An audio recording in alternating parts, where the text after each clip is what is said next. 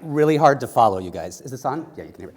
Really hard to follow. You did a great job. I want to thank the Desert Sun for doing this, too. I think this is really critical that we actually hear real-life stories outside of what's printed, and some of us do read your articles, Nicole, so don't worry about that. But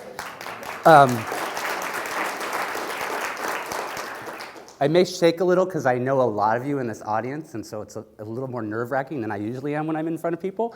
Thank you. I didn't think that was working. So my story starts back in 1991, and I lived in Seattle at that time and was living actually a relatively comfortable life. Was partnered, had the 2 dogs, literally had the white picket fence in front of the house, nice cars, traveled when we wanted to ate at restaurants that we wanted to. So really was living the ultimate middle-class dream.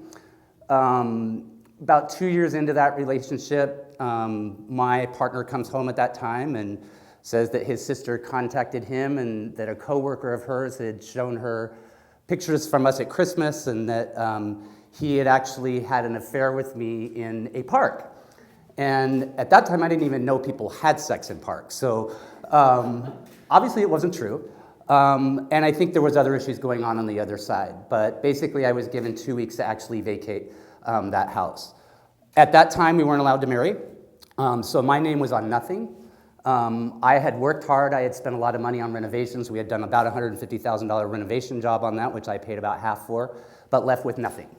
I did own my car, was actually buying the car, so had car payments, and moved into an apartment, basically with just the clothes that I had, a few personal effects, and that was it. So lived in the apartment for about 6 months, and then all of a sudden came down with a very, very serious case of pneumonia. And it was at that time that I was diagnosed with HIV.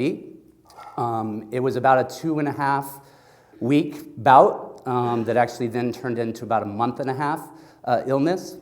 Hence, I was not able to work, lost my job, had the car repossessed, and basically was kind of at wit's end at what I was going to do.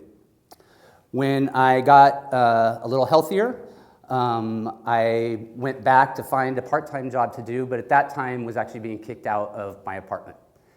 And luckily found the job, secured the job, but had no place to live. So at that time, of course, as I said, I didn't have a car.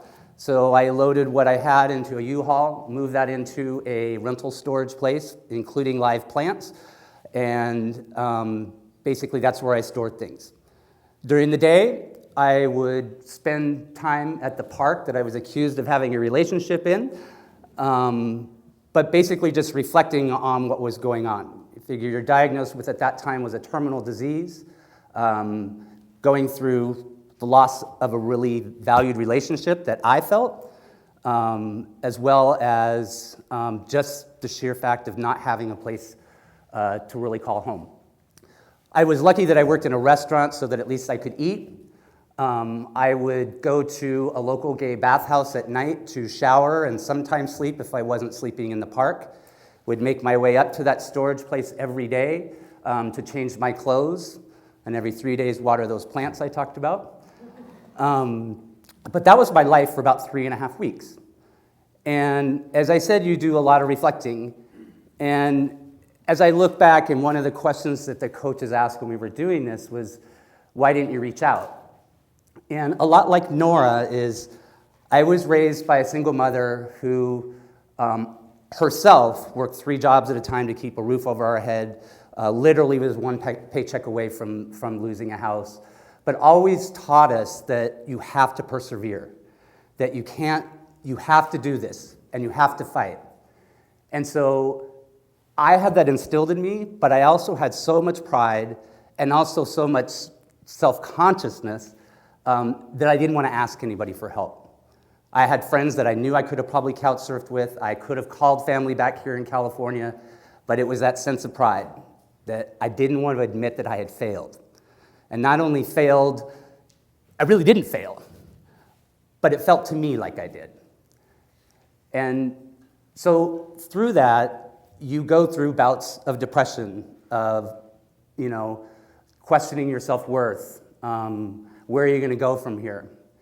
And again, remember at that time, we didn't have the medications for HIV. worrying about how long am I going to live.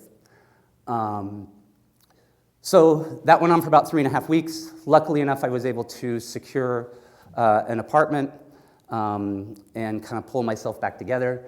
Got into medical care at that time, didn't have insurance at that time, and then was able to get that through work. But that little experience, and again, like you were saying, is that I never was really out, say, per se, on a street for a long period of time. Mine was really more situational homelessness. But that affects so many people.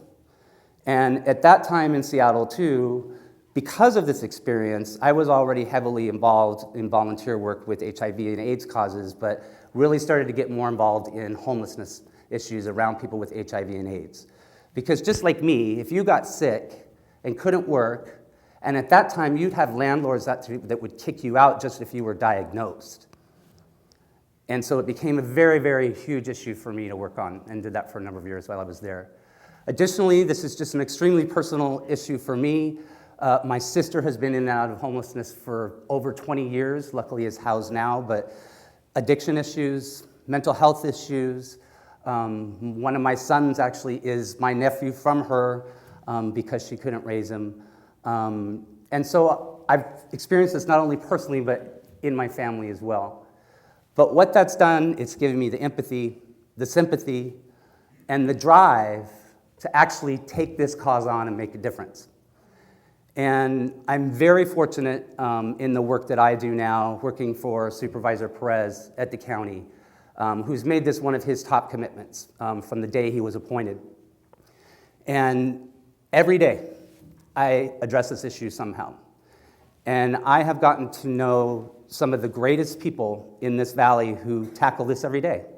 Linda from Martha's Village, I don't know if Darla's here from CVRM, the umpteen number of nonprofit organizations, Chris.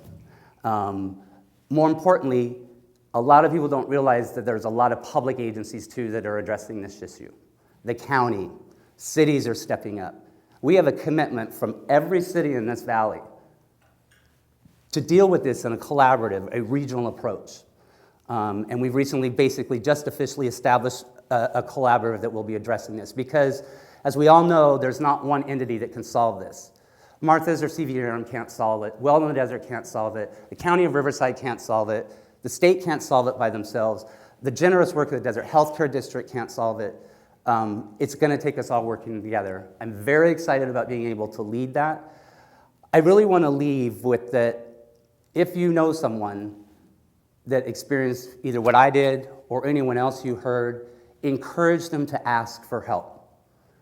Because I didn't, and I could have got it. Nora experienced the same thing, and when she did, she got it. And also keep in mind that everyone, even today, is literally one day away from homelessness. You don't know what can happen to you.